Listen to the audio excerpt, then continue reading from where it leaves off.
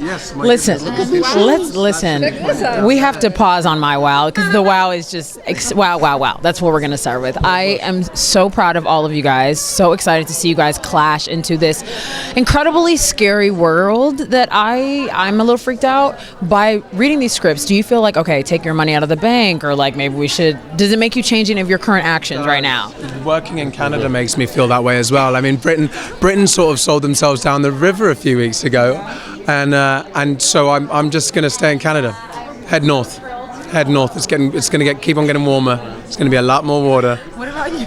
Well, it's kind of playing the role. I play the head of speaker. It's really challenged me to kind of look more at the corporate world and more. I do a lot of work on trafficking and slavery and ridding supply chains of forced labor anyway, so have a certain insight to it. But it's helped me kick it up a notch to see what are the possibilities for corporate, because we're doing something that's set in the future. And there's actually, for all the bleakness of the show, there is so much promise in the possibilities. We have so much potential, so much innovation, so much good stuff. If we choose to use it for the right stuff, let's just take a satellite or a drone or a GPS. If we use that to track fish resources or to track people, and then we could use it to provide things instead of having a sinister aspect. Yeah, war seems to be the biggest. We just have to decide. We have to make choices together for the communal good. That's the thing that's bothering me, is that with a show like this, maybe we can infuse in other people that we have to take care of our children. We have to make sure that they have a world to inherit.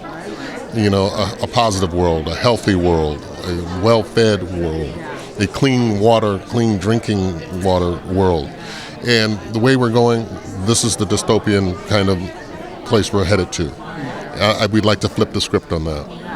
I wanted to add something that also, I think one of the things that the show takes on is that if you are born into certain circumstances, your life unravels in a certain way, and you do not have the choices by nature of your place of birth. And I think that's something that all over the world people have to take on, because you've got things like migration. It doesn't matter if it's a racial thing or an ethnic thing. It could also be if you're born into conflict, or if you're born into a refugee camp. There are people who've been born into refugee camps.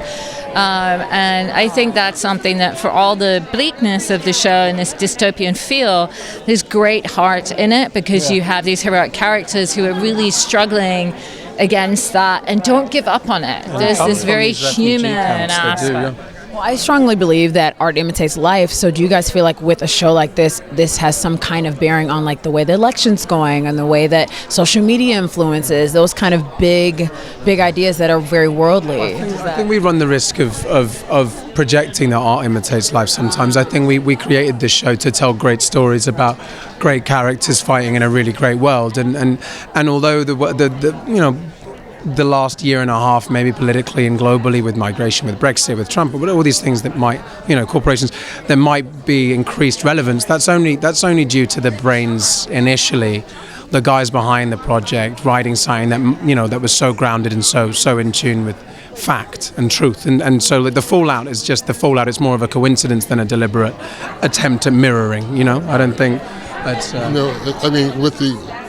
With the advent of the revolution that Bernie Sanders has started, the Bernie followers have to do this.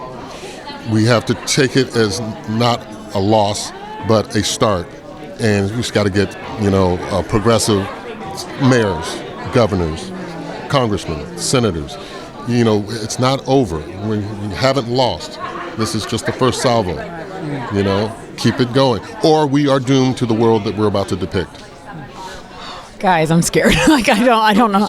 Just We're excited. It's also Yay! There's a lot of humor. There's a lot of satirical humor. There's a lot of fun, and there's ultimately at the crux of the story is a love story. So there is hope in humanity amongst all this madness, and that's the point, I guess.